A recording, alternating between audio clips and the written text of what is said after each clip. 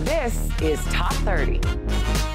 Welcome to the show. I'm Richard Bacon. And I'm Kristen Smith. We have 30 stories in 30 minutes. Coming up, a health warning about what we're all doing wrong when cooking chicken. Bill Cosby's accuser, Andrea Constand, opens up about the night of her assault and the effect one cup of coffee can have on your relationships. But first, the average American spends the vast majority of their income. The typical household earns over $74,600 a year, this according to the Bureau of Labor Statistics. But most families spend over $57,000 before taxes. The biggest category is housing at over $18,000 yearly. That includes rent or mortgage payments as well as upkeep. The next largest expense is transportation, over $9,000. Experts say the more expensive a car is to buy, the more expensive it will be to insure and maintain. The average family spends over $7,200 on food. Over $3,000 of that is dining out, making it one of the easiest areas to save money from. Most people spend over $6,800 a year on personal insurance and pensions, but many finance experts recommend spending more. Finance experts say tracking where money is going is the key to saving for unplanned expenses and a comfortable retirement. A public health warning is in effect indefinitely for residents in Salem, Oregon, not to drink the tap water because there are too many toxins in it. Governor Kate Brown issued a state of emergency for Marion and Polk counties, and the Oregon Military Department is providing free water stations. And Andrea Constand is speaking out about the night Bill Cosby drugged and assaulted her. My mind is saying, move your hands, kick, can you do anything? I don't want this. Why is this person doing this? And me not being able to react in any specific way. So I was limp. I was a limp noodle. Cosby was found guilty on 3 counts of sexual assault in April. And finally, bride-to-be Jennifer Sullivan made a bet that the Philadelphia Eagles wouldn't win the Super Bowl. Well, they did. So as the couple were announced husband and wife at their wedding, groom Patrick Hanks got to wear his beloved Eagles jersey. Now, that's how you honor a bet. Let's go to the New York Stock Exchange for our Fox Business Minute with your friend and mine, Nicole Pedalides. Nicole, I am hearing that Walmart has come out with a new feature. That's right, Richard. Walmart is personalizing the shopping experience with an order-by-text same-day delivery service. Jet Black will let shoppers order items from Walmart.com and even rival retailers. The monthly membership fee is $50. For now, it's only available in New York. Say goodbye to plastic straws. A major food service company with eateries at more than 1,000 locations across the United States is banning plastic straws and stirrers for environmental reasons. Get this, Americans use about 500 million plastic straws every day, according to one group. The Trump administration is imposing hefty steel and aluminum tariffs on major trading partners. These include the European Union, Canada, and Mexico. And Nicole, what has the overall reaction been to this? The initial reaction was swift and severe as these trade partners threatened tariffs to retaliate. The Canadian Prime Minister called the argument that tariffs were necessary for national security reasons an affront to Canada. All right, we'll see how this plays out. Nicole, in New York, thank you. Danielle Knox from Fox 35 Orlando has what you need to know today. So, Danielle, I hear wearing glasses doesn't just make you look smarter, it actually means you are smarter? Yeah, that's right, Kristen. Do you wear glasses? Well, according to a new study, if you do, you are more intelligent and it's in your genes. After cognitive tests, researchers at the University of Edinburgh found that those considered to be more intelligent were nearly 30% more likely to have genes indicating they require reading glasses. The study also found intelligent people had better cardiovascular health as well. Middle-aged men who feast on meat and dairy and other high-protein foods could be putting themselves on a path to heart failure. Researchers studied more than 2,400 men, finding those with a high protein intake were more likely to develop heart failure. The only exception, those who ate mostly fish and eggs. Well, robots may soon be able to do the household chores that you hate to do, just like in the Jetsons. New software being developed out of MIT may make robot agents more able to do those chores you hate. Researchers are working to get the robots to do things like pouring a glass of water, turning on the TV, or placing a pot on a stove. Now, if they can just get them to wash the dishes and do the laundry, you'll have me at hello. And that's what you need to know. Kristen, let's go back to you now. Hey, I'm with you there. Let the robots do the cleaning. Thanks, Danielle, and we'll be right back.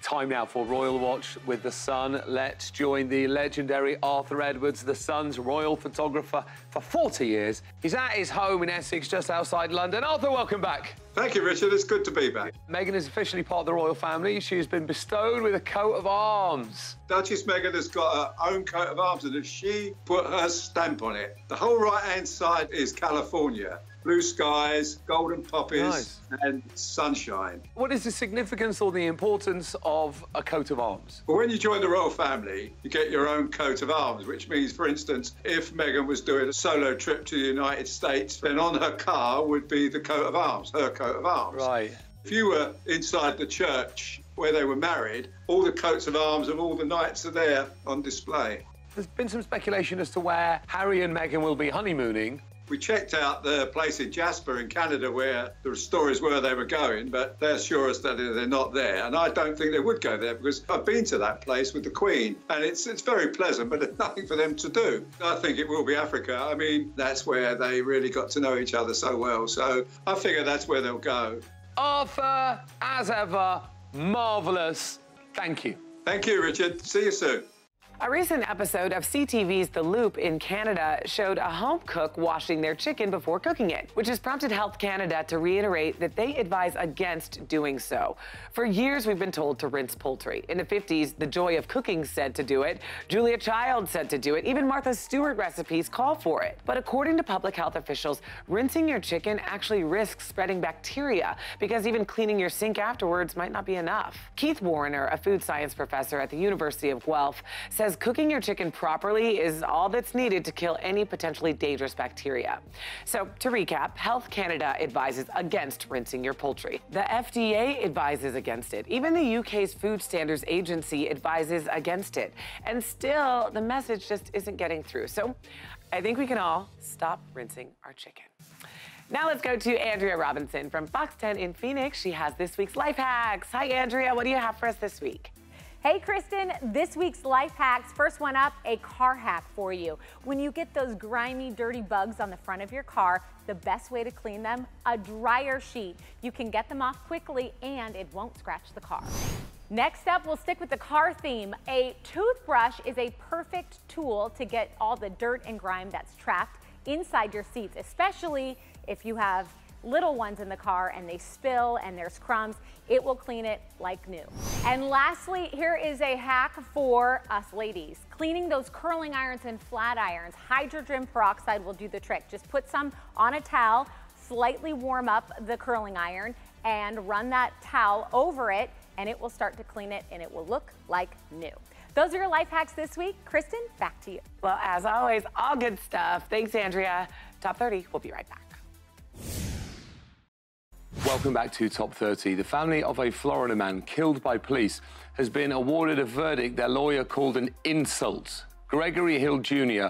was shot by a sheriff's deputy responding to a noise complaint. Jurors awarded the family $4, but they found the sheriff's office 1% liable, meaning the family received 4 cents for his death. So it was a jury deliberated for 10 hours over this. Yeah.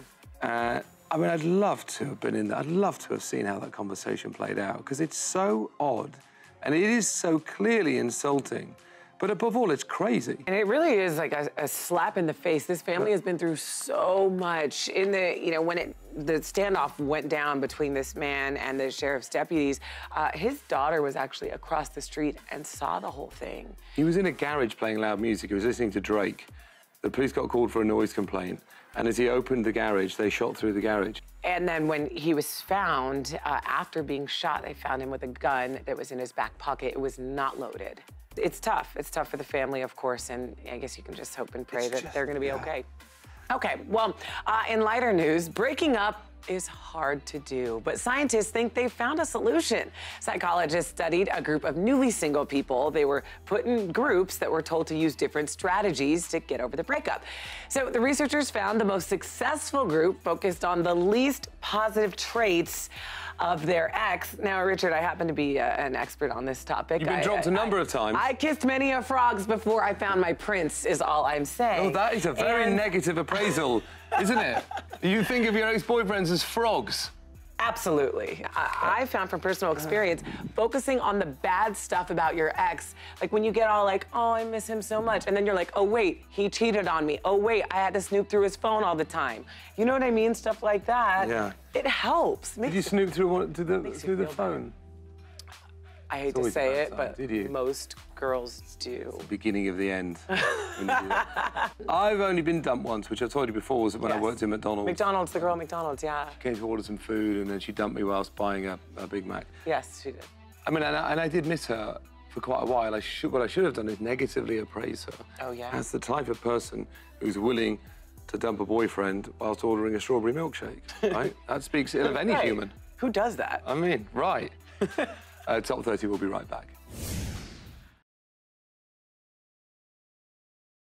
In today's hometown stories from Fox 46 Charlotte, one former educator wants to make sure teachers in underserved schools have the supplies they need. So Rakia Reeves started the Kid 101 Resource Center in Salisbury, North Carolina. It gives free school supplies to teachers at Title I schools. She says her goal is to equip teachers and empower students. And Rakia says many teachers need help themselves. Teachers can spend between $500 and $2,000 out of their own salary on school supplies for their students. In our second story from Fox 9 Minneapolis, one trauma psychologist at the Hazelden Betty Ford Treatment Center understands firsthand the struggle veterans go through when they return to civilian life. Don Elverd fought in Vietnam and was awarded 3 Purple Hearts. But when he came home, he went down the path of addiction. But Don was able to overcome his own struggles, and now he's been helping other vets do the same for the past 26 years. And in our final story from Fox 2 Detroit, the Troy Police Department has a new recruit reporting for duty, a kitten named Pofficer Donut. And she's quickly become a social media star. Sergeant Megan Lehman runs the Troy PD social media pages, and she says the adorable kitten helps them reach out to the community and show that police officers are human too. And she added that building their follower count has important public safety consequences. The more followers that we get on this fun stuff, then when we have something informational, we're reaching more people with that. And we hope Pofficer Donut continues to protect and serve. Welcome back to Top 30. A woman in New York is facing a $1 million lawsuit for writing a negative review online.